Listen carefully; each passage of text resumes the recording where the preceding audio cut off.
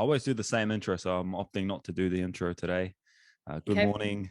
Good morning, Lisa. I just want to thank you so much again for coming on the show and just being willing to teach me something and teach those who are listening or watching this podcast, teaching them something as well. So I appreciate you. And I just want to offer you a space here to introduce yourself and tell us about the work that you are currently doing today. Yeah. Well, I am an energy worker and a meditation teacher. And meditation, probably a lot of people are familiar with, although there's a lot of different forms.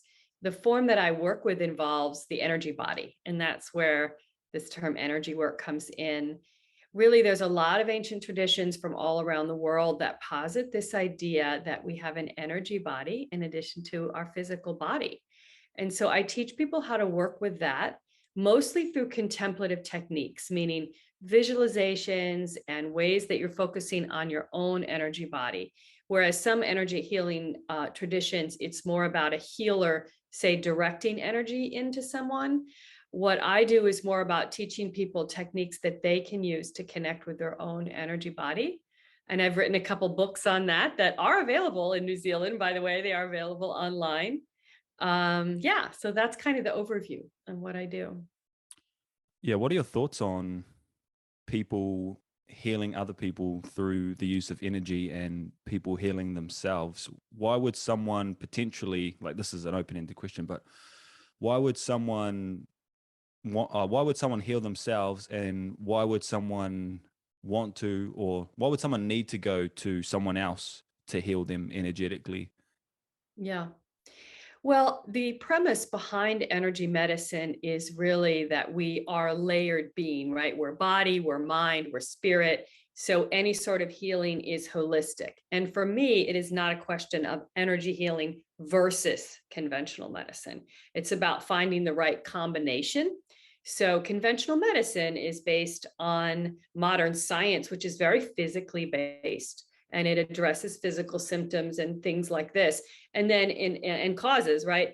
And then in addition to that, though, we have our emotional state, our psychological state, our spiritual state, which there's growing evidence to show how much health on those areas contributes to physical health.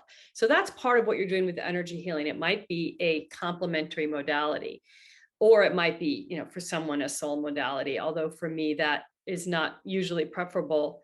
I think in terms of this question of whether it's something you're doing yourself or with someone else, ultimately all healing is self-healing. Even when you go to a doctor, right? Your body has to heal itself.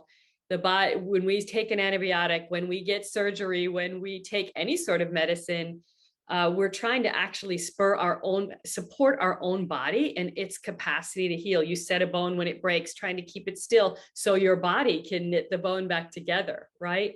So all healing is self-healing. What energy healing does is it helps bring certain energies in. We can get more into that, into the energy body. You might need help with that. You might not. When you get a little cut, you don't need to go to the doctor. Your body will heal it. You get a bigger one, you might need stitches. You need help, right? It's really the same with energy healing. Do you need some help? But ultimately, once you have certain tools, you may not. You may employ those tools on your own to spur your body's natural energetic healing. What do you think the world and like society, and I think the people who have the power to steer the world and how we engage with it, well, they have big causes as to the way that, let's say, society runs. Where do you think the diverge happened when humans sort of took this physical stance, this material stance, and in the mainstream, and we've sort of lost that the energetic side in the mainstream? So when do you think we diverged away from these contemplative views, or like mannerisms, or like perspectives? That is a complicated question that really is historical. It has to really do with the rise of science. It has to do with colonialism in terms of Western philosophy and science, which at that time were merged, kind of propagating around the world. It had to do with, from my perspective, systemic bias against the cultures that came into contact with that, right? So we had sort of this one view that was wrapped up philosophically that was superior, right? And then we're trying to kind of come back from that because we're starting to realize in many places the limits of science, the limits of the view that physical problems are solely physical and that physical healing is solely can be dealt with on the physical level. We're realizing the mental health piece of it. We're realizing for many people the spiritual piece of it. But all of that got pushed down. There's a lot of different levels to it. Even within Western cultures, from my perspective, I work with a lot of women, and there was a movement within Christianity to really crush native village healers, right? It was part of the Christian Crusades. So a lot of that natural healing throughout Europe got crushed, right? So you have a lot of different pieces, and it was really part of patriarchy in some ways, right? It was actually about consolidating the power of the church as opposed to these local healers. Then that went out through the whole world. So you had all these layers to it that really had to do with that phase of history of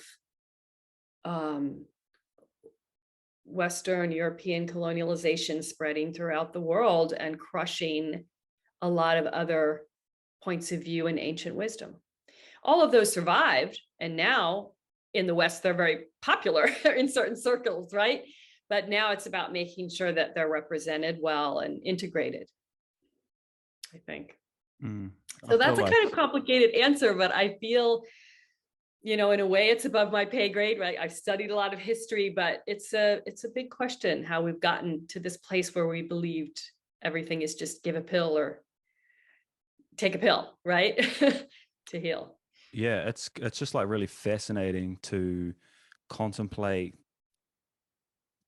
like, and obviously it can become nihilism if you do contemplate why we're here, and all of these questions that I think don't need answers, but then you try and give it an answer. It's just fascinating to think about, like, how we've come to where we are today, and just to see the difference in perspective, like the worldview of the West versus the East. So can you take us back to when you found when you found the Eastern philosophy? How did you get down this road you're on now? Well, about 35 years ago, I'm 55 now. So it was actually in college, and in my first year out of college, I came into contact with yoga and meditation, which wasn't that common yet then, right? Now it's everywhere, especially where I live in California. Yeah. It's like more yoga studios than anything else, right? Although they had a tough time in COVID, a lot of them shut down during lockdown. But at that time it was still somewhat unusual, and I ended up there because I was having stomach issues and headaches that the doctor couldn't really find a cause for, and finally said, perhaps these are stress induced and you should consider meditation. The particular class I ended up in was what's called a chakra meditation and yoga class.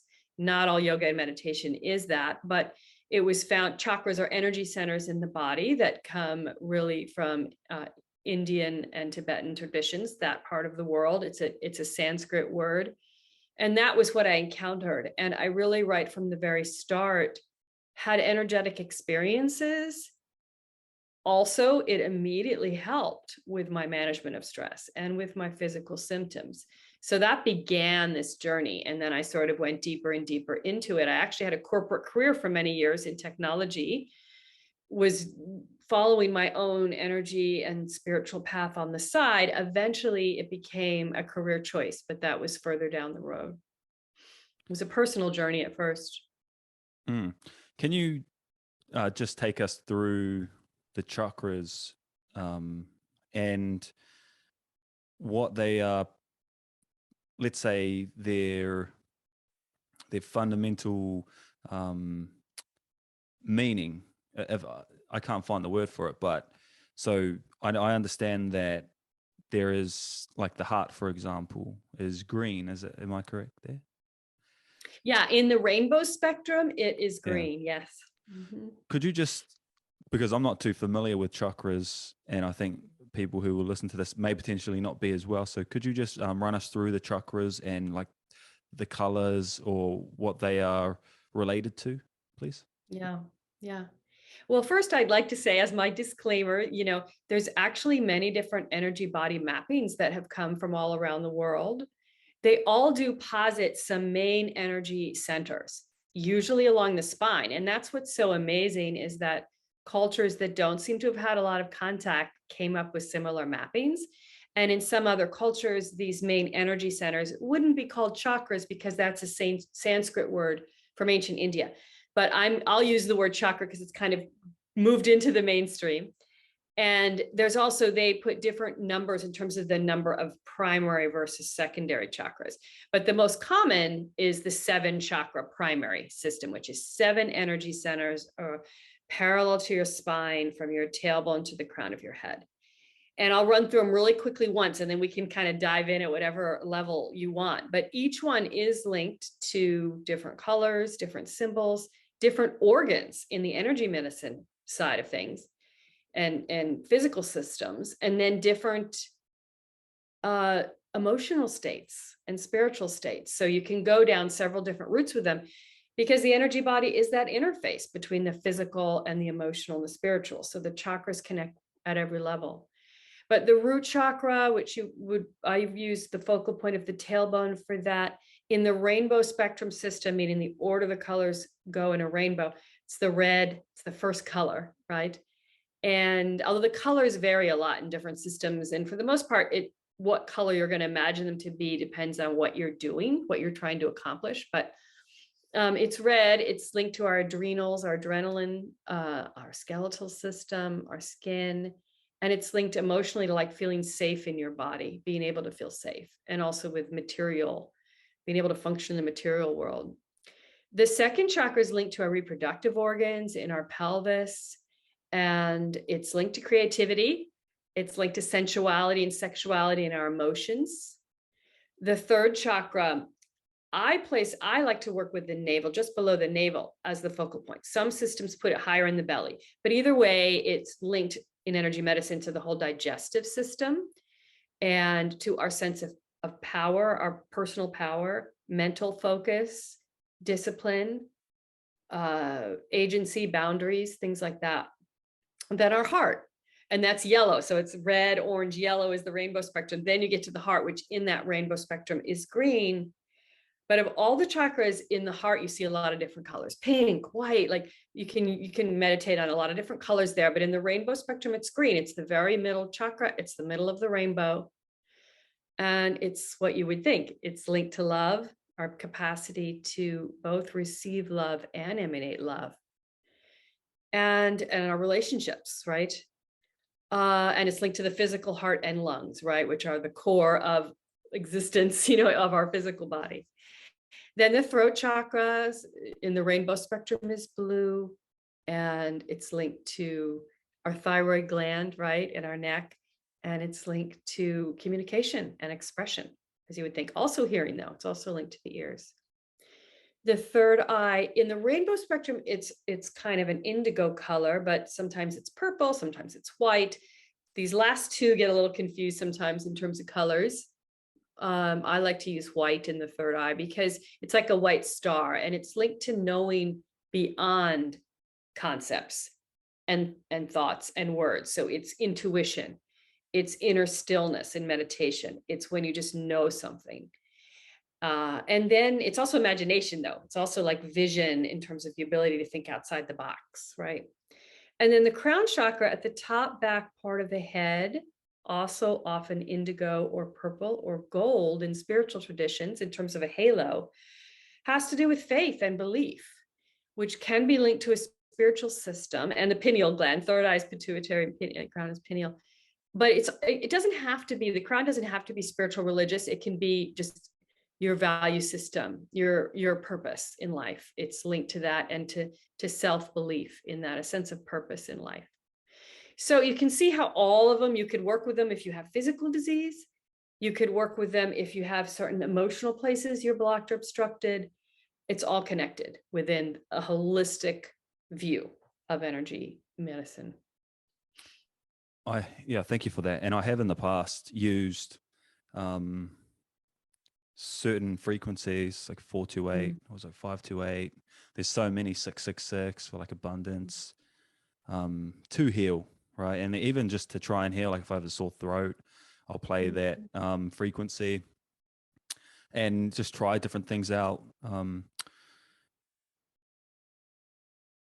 In the spiritual community, you know, a lot of people, and I'm being kind of generic here, but a lot of people I see tend to always focus on the third eye, or like these higher chakra systems. But I would like to know from you, being a somewhat specialist in this field, let's be honest, how important are the lower chakra systems? Yeah, they're everything. You know, it's like your tree, and you can have beautiful branches with amazing leaves on it. But if those roots are not strong, the first windstorm that comes by, you're just completely knocked over, right? And that's really what it is. The lower chakras are our root structure. And it's so true what you just said, that everyone always wants to focus on the upper chakras. And when people come to me, that's often the case, right? I need clarity. I need to work on my third eye, or, you know, all my relationships are messed up. I need to work on my heart, you know. And I'm always like, we're always working on the lower chakras because they are your foundation. Those lower three, the first is physical body. And also that means being able to stay present and grounded in life, right? And the second is emotional, and the third is mental. So that's really where we live, those lower three chakras. And I work with a lot of trauma survivors, and everyone has some trauma to some extent, you could say, has certain events that are unintegrated, but depending on the type of trauma someone might have, they might develop patterns of like escaping into their mind or into their imagination. And so then only focusing on the upper chakras actually increases that, right? Because it's not anchored. And so then maybe they always have ideas, but they can never make them happen in their life. They're really intuitive, but they can't keep a job or make a living, right? So it's like that you have to have that balance. You have to have balance. And the stronger your lower chakras get, the higher the upper chakras can go, right? The deeper roots a tree has, the bigger that it can grow up top. So it really is that balance of both. How do you recommend, or how do you go about working with people and strengthening those lower chakras? Well, my particular approach is mostly these contemplative techniques. So I have different visualizations that we would do, especially on the root chakra. We would start often with a root type visual of connecting to the earth and visualizing roots in the earth and that connection to earth. Now, I have visuals for every chakra that are like that, to bring forth whatever needs to be brought forth. And I would teach someone these techniques and have them try to do them on their own. But then in addition to that, there's so many other supportive ways to work with it. You mentioned sound, you mentioned frequencies, there is sound. There's the elements, right? Those lower three chakras are linked to the earth, water, and fire, respectively. So actually contact with those elements helps connect, right? And then each chakra has different activities that, you know, for the first chakra, anything that really keeps you in your body, present in your body. So exercising where you're really present, not exercise and checking out, but exercise where you really are feeling your body, is strengthening to the root chakra, as is gardening and being involved with the earth. The second chakra is more emotional and fluid. And so dancing and things like this are linked to that, time and water, creative expression. And the navel chakra, it's more about personal power. So it is more about drawing on your determination, your mental focus. So it's kind of a combination of contemplation work and things you can do in your life. I like that you said about the visualizations, because I like to, not to interject myself here, but I like to, Please do.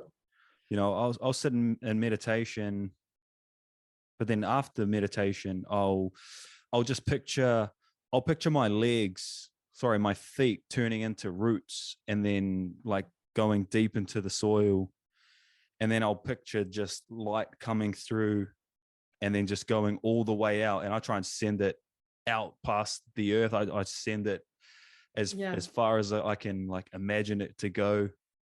And it just makes me feel good. Like I love that you brought that up. In regards to, well, and I love that, by the way. I mean, did you just come across that on your own, or did you learn that? No, I think, to be honest with you, I think I came across a meditation, like a 10-minute chakra meditation, and they say things like that. Yeah. Like visualize, maybe not visualize that per se, but like visualize roots, you know what I mean? Roots going into the ground. You can just get creative with how that is. But I just feel planted and strong, like myself turning into the roots, like having no feet, but actually being roots itself. Yeah. Well, and that is the point of the visuals. They're meant to kind of tap you in to this energetic, process that is actually beyond the visual, right? So the visual is just this key into it.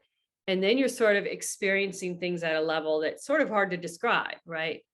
But what I love about that one that you described is it has those strong roots and then also the light from above it. And that's really what the chakra system is. It's like from material matter up to spirit. It's like this, you could say earth and sky, you could say, material world and heaven, or whatever you want, but it's meant to be span and open up the entire spectrum of what we are, from this material physical body to light, right? It's this whole spectrum. So you sort of seem to be experiencing that when you do that, and then you're spreading it outward. So yeah, it's very lovely. Yeah, thank you. How would I preface this question? How do you view being in the world? It can, like, having gone through trauma myself, and I think just being who I am and the way I am, it's interesting, right? Like there are these questions that don't need answers, but you want to find the answer for them. Like, why are we here? Like, what's the meaning of this? But I think that, why are we here?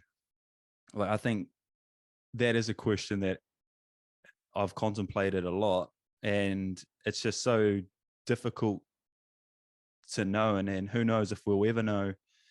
But how do you view being in this world and being grounded in this world? Because it's kind of interesting. It's almost like we have to find, or like we have to believe that we're here for some reason, or like we need to become a parent, or we need to do this great thing in life, or whatever we want to do in this life. And that's what's keeping us here. I don't know if that makes sense to you, but like, how have you dealt with just being a human in this experience? Yeah. Well, it's an ongoing process. I have been a seeker my whole life. When I was very young, I experienced a lot of depression and really kind of existential crisis, right? Where it seemed pointless. I now, have approached it from a lot of different perspectives, probed a lot of different systems of thought, and, day by day, continue to work that out. I think where I am right now is, we are in this form to experience what this form has to offer, but really to grow in our capacity to connect. That is one of the things that defines human life, right?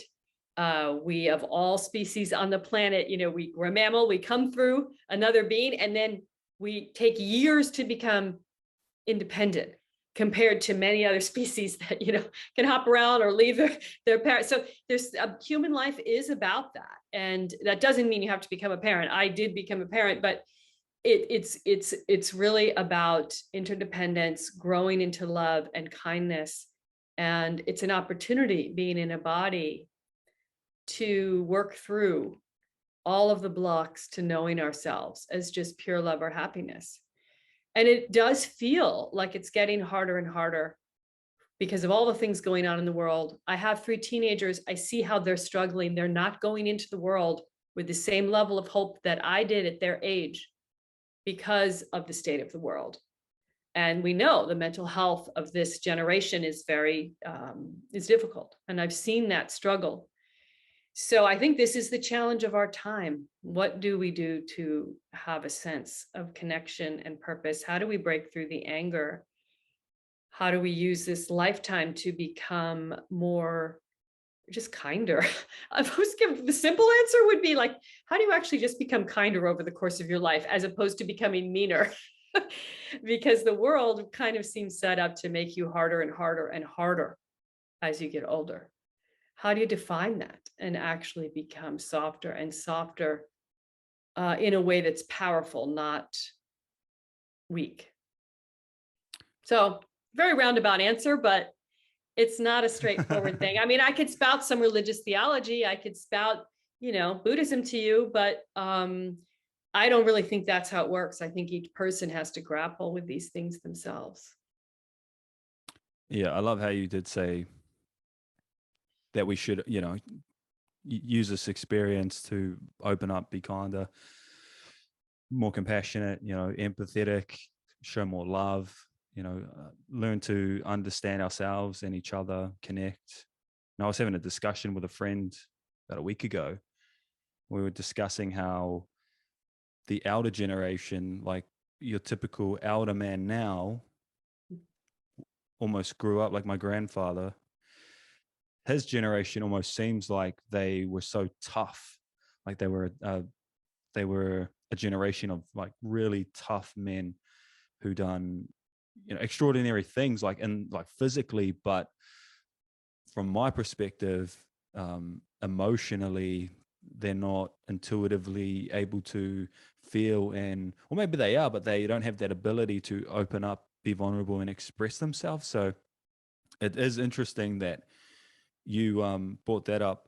Can you take me back to meditation, and what benefits have you found personally from meditation, and what has your experience been like with it?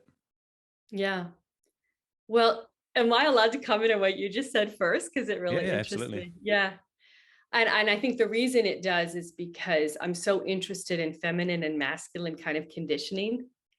And I think what you say is so true. And it's like, depending on how someone is conditioned, especially men, they actually are like not allowed, or that generation wasn't allowed to even feel themselves, right?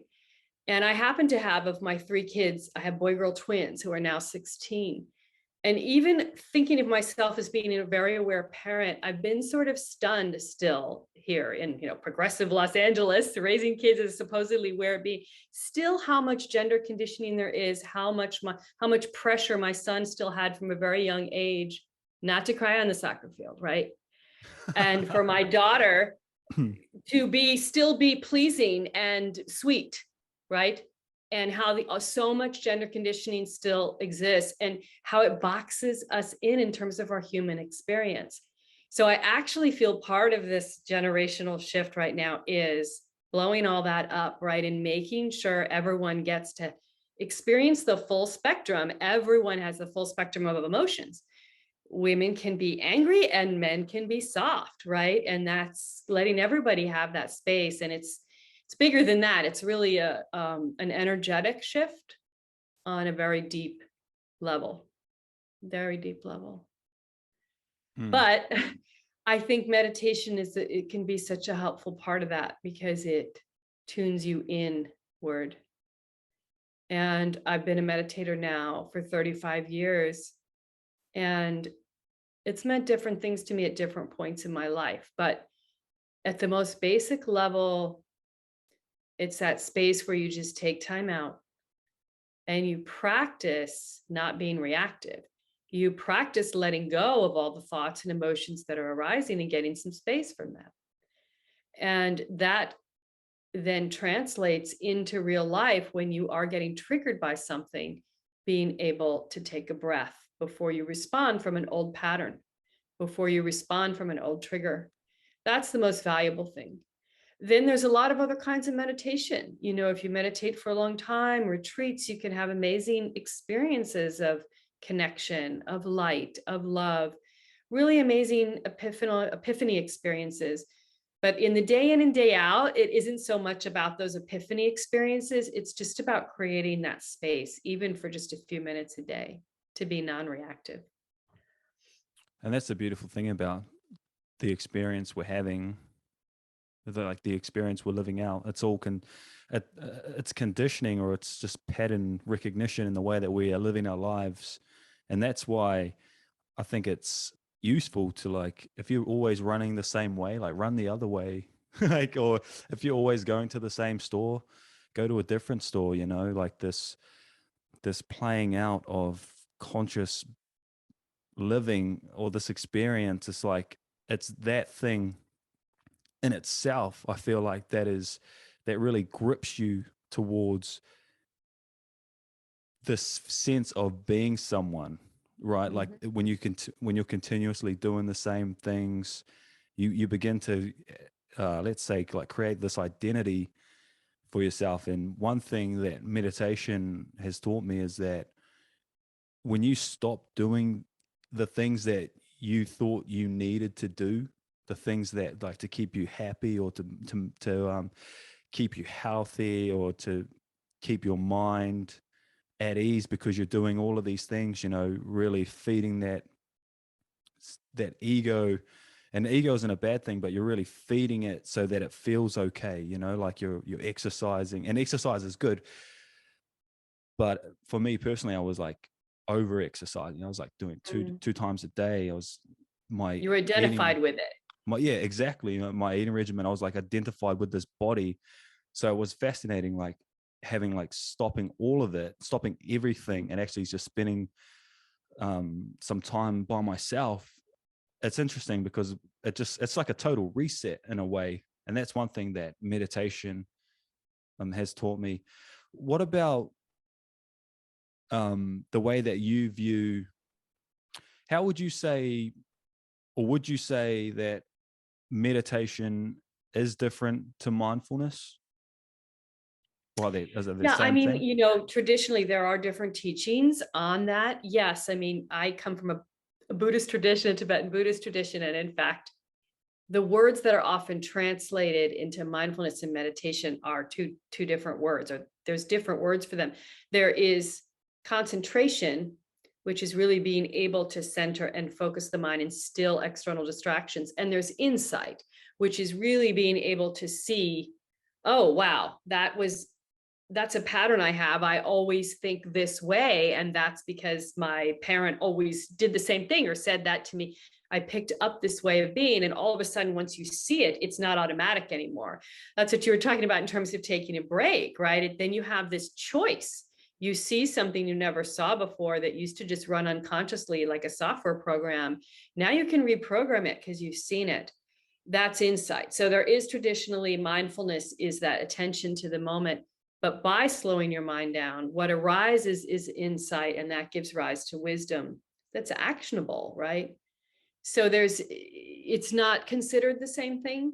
I think another way it gets broken up is often people use meditation to refer to sitting practice, and mindfulness to refer to out in your daily life as you're moving around, interacting, being fully present. So I think that definition also has some validity to it. So they're connected, but not necessarily the same thing.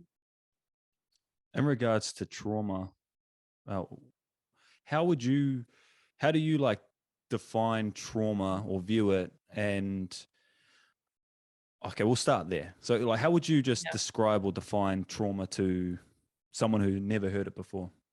Yeah.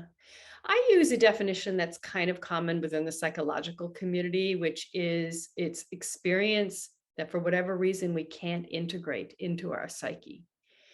So usually if say you have a difficult experience, you have to go through a process, maybe of grieving or of talking it through with someone else. But at some point you sort of integrate it into your psyche as part of your life experience. With trauma, there's some part we cannot handle, we cannot integrate, at least at the time. So we have to push it away. We have to compartmentalize it in some way, develop some internal process for avoiding it. And that can look a lot of different ways. And so then the process of trauma healing is creating an environment with the support and tools to look at whatever has been pushed away, look at the survival mechanisms that developed to help keep it away, and gently, very gently open it up so it's no longer something that has to be avoided. And then therefore, those survival mechanisms aren't needed anymore either, right? So that's kind of the big picture. I do reflect on my life experience and the traumas that challenges I've had to go through. I'm really grateful for them. I feel like trauma, it really, if you work through it, if you're willing to be open to it and work through it and work with it, and it's an ongoing process, it's a beautiful thing, because it really takes you out of that paradigm or that zombie-like way of being. Just like most people, and this isn't a knock to anyone, like we're all living the lives we're living, but it's just like most people are all doing the same things. And I guess to a certain degree, everyone's doing the same things, but you can really see the majority of people are really following the same topics. They dress in the same way, like they're in this politics game. So trauma, I think, for me personally, has been a good thing for me to be able to step outside of that and to actually have a different worldview and actually see things differently, because I've spoken with people about certain things and they just they can't relate, like they don't understand. It's almost like the capacity to endeavor outside of their worldview is just, they're incapable of that. So most days it's like a battle, right? But I am grateful for the trauma. This was a follow-up question I was going to ask you. Trauma itself, like there's different kinds of trauma. Mm-hmm. Do you think that the different types of trauma give off like different levels of severity in terms of like how much suffering one will go through? Well, I think that's very individual because it kind of depends on where the person is starting from and what kind of support they have after the event, right? And that really defines everything. If we think of trauma as something not being able to be processed, if someone already has really good skills and internally and externally in terms of a support system, they're going to be more likely to process something. And someone else who isn't at that point in their life where they have those tools and doesn't have a support system isn't going to be able to. So the same exact thing can happen to two people, and one person will be able to process it and another person will not, and it can cause decades of suffering until something arises that helps them to process it. So it's very difficult to compare those kinds of things. I work with a lot of sexual trauma survivors, and the challenge of that has been, especially if it was childhood sexual abuse, et cetera, that it would be hidden for so many years. And they weren't at an age where they had any of the ability to process what happened. So it doesn't get dealt with until decades later, right? So that has a certain kind of impact that looks one way. And then another kind of impact, someone who's been in a war zone and has experienced that kind of carnage and didn't get support around that. And if they come back and they feel like they can't talk about it with anyone, that looks a certain way. So there's different kinds of things that might happen to someone. Then if someone gets in a car accident, they may have a lot of support around that. They're allowed to talk about that. There's no one putting out the message, I don't want to hear about that, maybe. So then maybe they have more support. So it's sort of this, not necessarily, but maybe, it's this very complicated thing. How much support does someone have, and what resources did they already have before the event, internally and externally? In regards to Did you have certain things in mind in terms of types of trauma, or? No, I guess that was just like a blanket statement. I was just curious, to know like if they have different like levels of severity. But I do, I definitely agree with you that it is personal, right? Like, and I guess, where do you think things begin? Like some people say, well, it's all in the mind, because if it is all individual, then it does come down to like perspective in a way. Well, certainly our mind view impacts our ability to heal and process. And that's part of that inner tool set. But what's so interesting about trauma is that more and more research, the last decade or a couple of decades, is showing how it's stored in the body, right? So a traumatic event is actually stored in the body. And from my perspective, the energy body. And someone can have a great perspective and be trying to hold themselves in this. And I've had people come to me who are like, from the outside, I look fine. I have a great career. I have a family. People would define me as a positive person.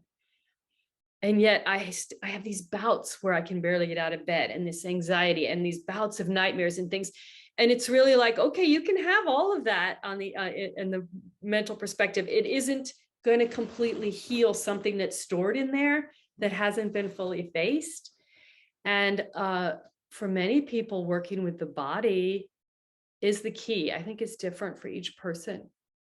But sometimes body work is the key to healing trauma more than talk therapy. Some people need the talk therapy. Other people, it's like they need body work, whether it's yoga or massage, or for others, the kind of work I do, energy work is the key for them. I think it's very individual, and everyone needs to feel free to seek what works for them, really. Yeah, I love that. I think that's wonderful advice. When you work with people, call them clients, in regards to the sexual trauma, because you're saying that when someone does go through a traumatic experience and they can't, like, let's say, like, comprehend it or take it on, they decompartmentalize it. When, in your experience, so from your experience, when do people start to remember? And what do you think is happening there to allow them to start remembering what happened, like potentially 20, 30 years ago? Yeah. Well, most of the people I work with, it's not that they ever didn't remember.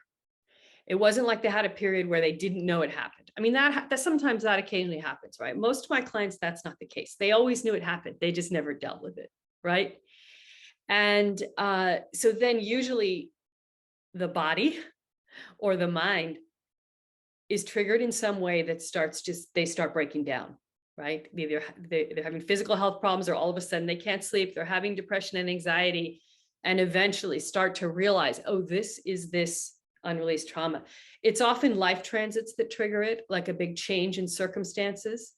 For some people, it will be when they have children. Like some of my clients, it'll be when their child hits the age they were when they were abused. They're getting such high anxiety, and they all of a sudden start realizing it's this subconscious anxiety that something's going to happen to their own child, right? And it's because they weren't safe at that age. It can just be so many different things it can be a change in the world environment, right? That causes someone to not feel safe. And so something in the news, and it triggers a rise up of anxiety or something. So someone hits a certain point in their life where it is almost like saying, you must face me now, right? You can't move forward till you do. Yeah. And it's different what triggers that for each person. I have a few friends actually who are they're on their journey right now, and they talk a lot about, they've been doing a lot of research into Kundalini, like a lot, like a lot. So, what have your experiences been with this like connotation of Kundalini Awakening? Yeah. Yeah. Well, so Kundalini is part of these ancient traditions, Eastern traditions that involve chakra meditation. So that is actually the form of meditation that I was trained in and practice. But there's different energies that run through the chakras. So that's important. So when we're dealing with energy medicine and the kind of energies you're dealing with there, you're not talking about Kundalini. You're talking about clearing other obstructions. Prana is one of them. There's other energies that run through the energy body that you're dealing with for that. Kundalini is specifically the energy of growth and breaking through personal obstructions on the path to awakening, really breaking through all our conditioning, all our patterns that make up who we think we are, right? And it is a powerful energy. There's traditions that teach specific kind of gradated steps to unlocking the Kundalini. And you go through these steps. You do one meditation for 6 months, then you do the next one for 6 months. You're under the guidance of a teacher. There are some that are combined with yoga, physical yoga, etc. Right? And there's many different modern day teachers that teach that. And then sometimes someone has experiences where it just seems to happen spontaneously. And then because it's happened so quickly, they sometimes need help integrating that. And in general, I find, we all have little Kundalini awakenings throughout our life. And most of them are gentle and we can integrate them once in a while. There's an experience that's too powerful. If someone is doing techniques, consciously trying to make up Kundalini, I do think caution is warranted. You want to know what you're doing. You want to understand the pacing. You want to be grounded in your body. You want to have support. You want to make sure you've dealt with things like past trauma because it will push it up quickly. So there's a lot to be, but if you do all that, it's just it's a natural energy that we're meant to experience. So I don't know if you have a specific question around it, but that's my general view on it. Most people don't experience Kundalini trauma or crisis either. So occasionally it does happen. Just the caution, I think, because I've experienced it, and it's interesting to me because it just happened to me, and I just find it interesting, like, because some people, I was speaking with a lady, a spiritual teacher, and she was saying how some people can go through that, and I have friends as well, to like back up what she said, is like they end up in a mental institution for a few days or a month because they're not grounded. Like it's almost like they can't fathom, like comprehend, understand what is going on, because it's so world shattering. Like it just shows you the truth. If that is, well, it shows you parts of what the truth is. If we look at it from a contemplative viewpoint, right? Like that's one part of like the whole entire awakening. So I just, I guess I would want to just ask advice for them, because like I have one friend who he actually sent me some stuff last night about the Kundalini awakening, but he's taking it from a Gnostic traditional point of view. But the thing is, like, he wants to have this awakening, but then he's also like completely terrified as well. So like, what advice would you give to him? Do you think it's a good idea that he continues doing what he's doing right now? Well, I mean, I would want him to really look at whatever tradition of practices to awaken the Kundalini he's involved in, and that do they have a paced understanding, of support and all that. But the other key piece, and I think this is in our Western culture where we go awry a lot of the time, we have this tendency to separate body and mind. And so we think it's all in the mind, push, push, push. It was never separate. The Kundalini traditions, you did years of physical yoga before you started bringing the Kundalini through your body. So, and that's that grounding, right? And so you have to have that body piece. You have to be viewing this body as your vehicle. It's the light bulb. And if you plug a light bulb into a wattage, right, that's too high for it, it'll blow out the light bulb, right? That's really what Kundalini crisis is. So you have to make sure your light bulb, your body, you're taking care of it. It's grounded, it's healthy. And you have ways of processing the energy. In a traditional Kundalini tradition, you do a certain amount of meditation, then you'd be doing yoga. If you don't do yoga, you need to be doing something else. So body and mind are not separate. And spiritual awakening is not something you're just doing in your mind. It's all holistic. And so I think that's where a lot of people go wrong. And they get one experience of the light and they go further and further and further, and they just sit there pushing. And then they blow their light bulb out, right? And then they need a break. Yeah. Yeah. So pace yourself and pay attention to the vehicle that the Kundalini is running through. The energy body, which is what the Kundalini runs through, is connected to both the physical body and spirit, right? You have to be paying attention to the whole spectrum. Yeah, I also think, and this happened a year ago, that experience, and it was interesting because it just came out of nowhere, you know, and it was just. You weren't going through like a big phase of transition or anything? Sorry, I was going through a massive phase of a transition. It was a relationship breakup, but then it was actually my first time finding Buddhism. I went to a monastery, and we were just doing some meditation. It was like the first time I meditated and the first time I'd ever spent time alone. So I think all of that combined, made this happen. But I do find it interesting when like people are wanting these things, like it's almost like the wanting itself is a hindrance, because it can be, or it potentially can be. But also I feel like I see people denigrating the ego. Like I'll hear people saying, I need to one friend said, I need to destroy, this is a great, some great tools to destroy the ego. And it's like, the ego is our friend. It's more of like a purification, like a letting go, an undressing of it, like taking off all this heavy stuff. So I also think, like going along with what you said, the way that we view the ego is important as well. Like that's going to impact our experience after, like obviously right now, but like after we have certain experiences like a Kundalini awakening, we almost, we need to have a good sense of and a good grounding of like the egoic structure. What are your thoughts on that?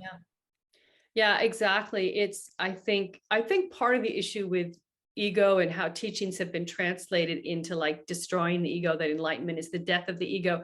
Part of it has to do with translation issues, that there isn't an exact word for ego, you know, but really the point is ego, as we understand it in psychological terms, it's almost like having a body. You need an ego to function in the world, and you want a nice, healthy, functional one, because that can process the Kundalini. You're not trying to destroy your ego. You are trying to destroy emotional patterns, psychological patterns that hindered or limited you, and that caused your ego maybe to perform in the world in a way that's harmful to yourself and others. Those are what you're trying to free. You're trying to have an ego that actually is a pure conduit for the light. Like I have a personality, I have an ego, right? I am trying to be my ego to be an expression of the light in the world. And I'm trying to free myself of the things that would cause me to be unkind or to be power hungry or all of that. So it's similar to the body in terms of the ego. It's a vehicle for the Kundalini. It's not the destruction of it. There's what you're trying to destroy, although I don't like that word. I would say liberate, let go of the things that cause suffering, right? I think there's one other thing you said that was interesting to me. The destroying, I lost it. It'll come back to me maybe. No, that's okay. There's a short film. It's a documentary. I honestly forget what it's called right now, but it's a great short documentary. It's like a 10-minute video it breaks down the conditioning of the world. And anyway, if I remember it, I'll send you the link. I'd really love for you to watch it. And you've potentially already watched it, but in it talks about the divine masculine and the divine feminine. I guess I want to ask you, because I feel like society now is so polarized and people were so conditioned to think that, and I actually wrote about it, the conditioning of society and the conditioning of us, is how if in another time, instead of money and fame and status, if we were chasing like just dog poo, right? If that was the goal, like if that was the epitome of I am someone, I'm I'm worth something, I value. Like you could just imagine everyone chasing dog poo, right? Like in another time, Yeah. another scenario. So I just feel like it just shows us, and that I didn't do a great example of that, but it just shows us the conditioning of society nowadays. So how would you say that, or how would you describe the difference between like a genuine contemplative, like just a divine feminine figure versus like what we're seeing now in the feminine domain, or you could do the masculine side of that if you wanted to. Yeah. You mean in terms of like, what's the perfect, like that's always changing? What's the divine expression of divine Like, and masculine? Or how would you describe what divine masculine or what divine feminine is? And then I'd just love to see, and I just love to compare like times now, like the way that we are versus how we naturally are at our, how we naturally are, if that makes sense. Yeah. Well, to me, ultimately, feminine and masculine in terms of energies is just this way of kind of categorizing these energies. And we've sort of broken them up. Oh, these are the feminine, these are the masculine energies, right? But as whole beings, we are all meant to be able to experience and express all of them. And even in these traditions that have like sacred union between male and female as being symbolic of enlightenment, right? It's all, there are practices that are male female to actually engage in sacred sexuality, but there's also ultimately the inner practices for any individual, however they identify gender wise, to experience that internally, right? So I think that's the piece that gets missed a lot, right? Like the whole idea is to break down those limitations that we're one or the other, or that there even is one or the other. But in the world, I think there's toxic masculinity and there's toxic femininity. And what that has been historically changes, right? Because of different conditioning we're experiencing at different times. What in today's culture would be divine feminine to me is, and it's open to anyone of any gender expression, male or female, is vulnerability, openness, nurturing, compassion, right? And the masculine is protective and foundational and stability, right? And we all want all of those. That's the point.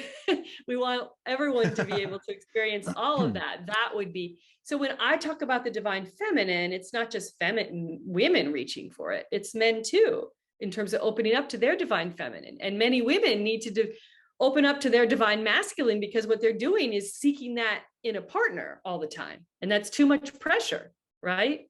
And that's what most of us do. Unfortunately, most of our relationships is we're trying to get in someone else what we don't feel we have in ourselves.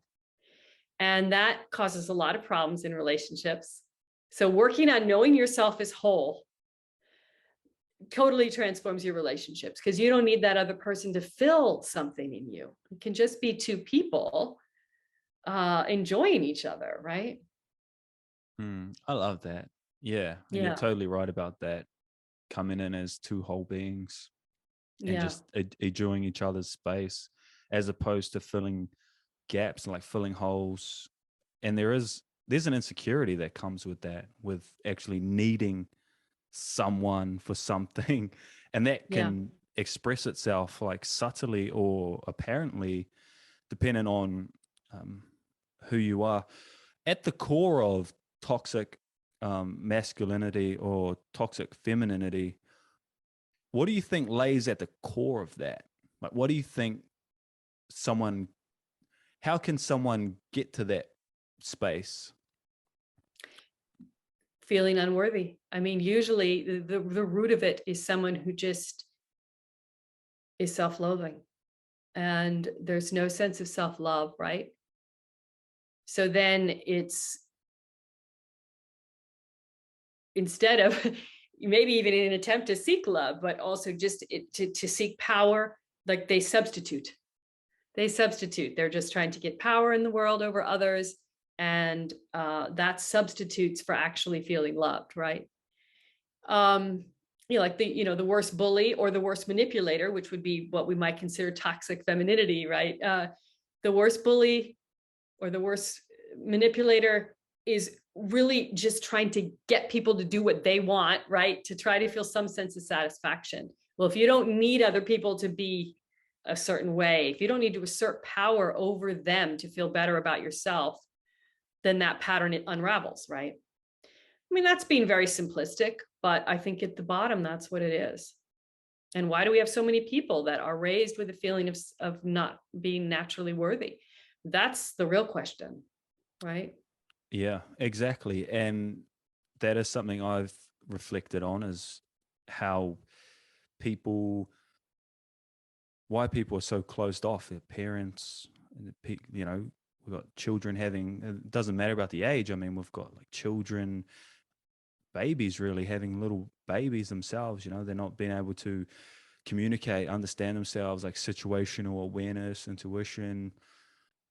It's very interesting, like this experience, because of that. Like it's even COVID, like for example, like COVID-19 has really opened my eyes in regards to other people and how they engage, how others are engaging with others in relation to their worldview or their belief system, you know, the way that they think people should be. I've found that interesting because there's been a lot of polarization, you know, it's almost like people can't even talk with each other about certain things. Like people can't even understand or respect someone else's, not worldview, but just the way that they choose to be in the world. Have you found any difficulty, or have you found anything interesting about like COVID-19 and how we are just being with each other? Yeah, I mean, that kind of separation and tribalization definitely occurred. I think in the US, I view it more through the prism of what we already had going on politically in terms of the Trump presidency dividing our nation already, right? No, it was already, that was happening. You know, like Yeah. articles here around the holidays would be how families couldn't sit down anymore because half were pro and half were anti. And you used to be able to have a discussion about different political beliefs, but now it was so divided. And then COVID was another example of that. So to me, COVID was sort of, you know, continuation of that trend towards just more and more division and polarization. You know, a lot of research going into what's feeding that. I see it energetically. We see it in terms of media, right? That media is more, we're each getting fed different feeds, right? My feed doesn't look the same as someone else's feed. And we both think we're getting fed the same thing, but we're not. Yeah. So there's a lot of pieces to it, I think. A lot of pieces to it. If by feed, I mean our, you know, the news coming across our little screens, right? Because we're being fed what they know we'll click on. So you just get more of what you've already believed, right? We're all getting our views reaffirmed over and over. How do you view that, like the political system? And obviously I think you'd be someone who is continuously learning and expanding, you know, like you're not going to be the same person you were 1 year ago. So like today, how do you view like this political system, and just the way, like it's either you have to choose this side or this side, and you know it's like the left side has, you know, these conditions and the things that they're going to do, and then the right side has these conditions and the things that they are going to do as well. How do you view that, like having, like being the person you are, going through, like having gone through experiences you've gone through, like your worldview? How do you view a system like that? Yeah, well, it's very constraining, right? And I've definitely had phases of my life where I checked out of politics for that reason, because it just felt as if it's all just a big game. No matter who's there, it doesn't matter. I think my view has changed. I think it does matter. The system is constraining, and so much of it's historical. It doesn't even seem to make sense, right? Certain views, it makes sense. Oh, there's this side and this side. And then others, you're like, well, why does that side believe that and that side believe that? And it's actually historical. It doesn't tie out ideologically, right? So there's so many different things that go into the way, and it's probably different in your country than it is in mine in terms of what's on the left and the right, right? And this is a continuous challenge, is if you're trying to be a benefit in the world, is there a way to advocate for your position politically and socially that has integrity? And I'm still trying to sort that out for myself. I think for all of us, we end up having to choose certain issues as our main issues, right? Because there's no one that, and then you have to decide what's worth compromising, because I believe in this particular law I'd like to have passed, or this particular freedom I think needs to absolutely be sacrosanct, but it's going to mean these other things are going to get compromised for that to go through, because that's how the system works. It's very much the relative world of, it's not an ideological world. It's a relative world of give and take and compromise. And that's very uncomfortable for someone like me who likes to live in the spiritual ideology. And I've had to sort of figure out the reality of that. And as I get older, I have certain things that are the most important to me. And that is what is going to determine who I vote for and who I support. It's not perfect. I don't know what the answer is, though, because we look at history and we don't see a lot of major turnovers where something new is truly created, right? Yeah. The Buddha, it said that the Buddha went back 9,999 lives, and it's just been the same thing, like the exact same way of living, like how society is right now. I want to ask you just a couple more questions, right? Sure. I have found that to be genuine, well, this could be my perspective, but to be truly genuine about being for the people, like to be more loving and giving and more compassionate and understanding, it starts with ourselves and the amount of work we are doing on ourselves. Like, I feel like that is one of the value metrics.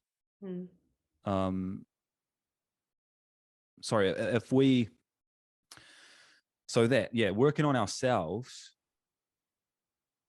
And then that's what I've found in myself, right? Not having done any of this work before, to jumping right into it, I've noticed a complete difference in myself and the way that I am in the world. So I think about, like, how important is it that we, as individuals, we stop and we do this work? Like, how do you think someone, let's say Trump, for example, and obviously there needs to be a balance between the spiritual and like the material, because we need to get things done, but we also need to be like compassionate, loving. But the people like that, right? Like Joe Biden, we know about like Hunter Biden and his laptop, crooked Hillary and Trump, and the things that he is saying. And it's like, whatever, because I stay out of politics, but I think about how busy they are, right? Like, they're like, seeing Trump as a president, he's like day in, day out. He's probably working like 16-hour days every day. And I'm just like, man, where's the time for like contemplation, for self-reflection, for like healing, for really connecting? And I almost feel like that's like they're missing. Well, they could be potentially missing that. So my question is, after my little rant here, like, how important is it that we stop and genuinely like connect with ourselves? And do you think that we can be loving and compassionate, and we can be, I guess, to a certain degree, and like empathetic without doing that? Like, let's say, well, maybe they do that in their spare time. I don't know. I just don't think they do. Yeah. Well, I think, people are born differently, and that's a mystery, right? Whether it's past lives or whatever, someone could be born that is just more naturally empathetic, but the reality is that, this work is everything. The personal work is everything, because otherwise, whatever you're doing in the world will just be a product of your unconscious conditioning and patterns, right? So if you developed from a very young age, the only way I identify and I get a sense of satisfaction is having power over others, you're just going to keep playing that out and playing that out and playing that out, whether it's in politics or in business or in your family or whatever. And you're not going to be able to do it any other way until you've stopped that pattern. And stopping that pattern requires stopping and having some insight, right? So I do believe in be the change you want to see in the world, right? I do believe each time one of us liberates these patterns in ourselves, that reverberates out because we're all connected. You're setting a different example for the people around you. You're setting a different example for everyone that knows you, right? That's the reality. And so I think that's everything. Now, does our model of world leadership ever actually encourage that? I mean, no. Can it? That would be interesting, right? That would be interesting. So we'll see. But I do think the personal work is not just navel gazing. It's not just checking out of the world. It's actually essential to be able to try to do anything different from what everyone else is just doing. Because if you don't take that time, you just fall into line with what's already going on. Really is like The Matrix. I'm introducing my kids to the movie The Matrix, which to them, like the special effects seem very old fashioned now, right? Right. It's that idea, right? Like free your mind. You have to liberate yourself from the Matrix. Then maybe you can help others, right? But if you don't take that time to liberate yourself from the Matrix, you're just part of it. Yeah. And you don't understand until you understand, and then you understand, right? Yeah. So the two final questions I like to ask, more about self-celebration for you. And I'm just interested to hear about what you have to say. So what are you most proud of doing in this life? Well, I'm proud of my books. It was a lot of work to write books, and I'm proud of my kids, and I did them at the same time. So I am proud of those two things. I mean, Which was not more out of the woods yet, stressful? 'cause I've got 3 teenagers, so I'm not out of the woods yet, but yeah. Which did you find more stressful? Well, the kid thing is still ongoing, so I don't know if that stress ever ends. But the book is it's a deadline driven thing, and I just was in a zone, right? In the first book, especially Chakra Empowerment for Women, was in a zone of really trying to put together all the work that I'd been doing into one place. And yeah, when I look back on that time, it feels like I was in a bubble, just creating something that I was meant to create and put out there, that I was a conduit in a way for something bigger. Yeah. The bubble thing. Yeah. You definitely need to be, I'd imagine you would have had a lot of solitude, like having to write a book. Yeah. Well, and yes. And so my husband and I really, we have had to work with redefining our relationship, right? Where he really took on so much for me to be able to stay in that bubble in many ways. Yeah. As a great partner, I would say. So that's wonderful. It's great you have an awesome support system like that. The final question is, what is your hope for the world and future generations? Oh my gosh, that's so big right now for me with 3 teenagers heading out into the world. Just more wisdom, and yes, that we have more people stopping, everything we've been speaking about, really looking within for the seeds of what's going on in the world instead of always pointing the figure outward. And first unravel that internally, and then see, how can I help? How can I bring what I want to see in the world out? Because right now what's happening with the solidifying of positions is doing good in the world is just about fighting back. But I fear it's just going to be more fighting. Who's going to stop, right? And try to do things in a different way. And how do you do that? I don't know what it is, but I hope that people turn more to contemplative traditions and true wisdom. Absolutely. I think we could start by listening. How about being quiet and just offering space for others? But thank you so much for coming on. Thank you, Jake. Wow, you're an amazing interviewer. Great questions. Thank you. I'm a couple of months in, so it's been a journey for me, and I'm just looking forward to doing more. I love connecting with people and trying to understand them and their life and the knowledge they have to share with us, the insights, the wisdom. So it's been awesome. Thank you. Great. Thank you.